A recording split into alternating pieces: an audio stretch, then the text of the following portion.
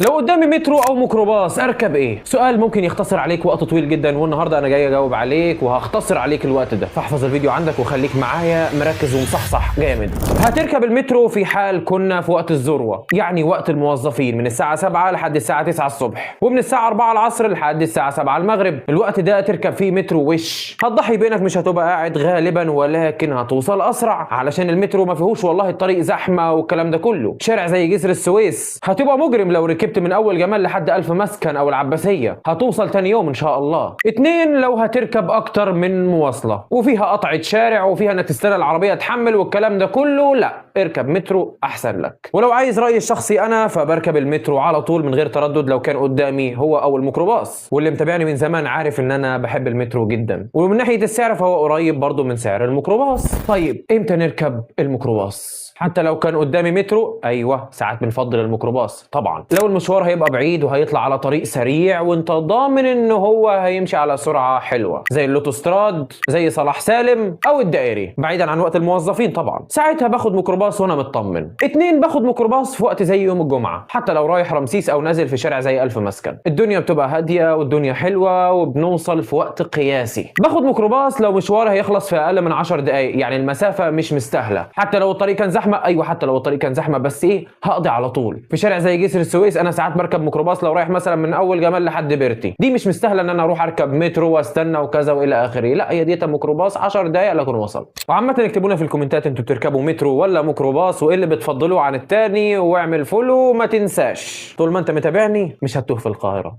بس كده.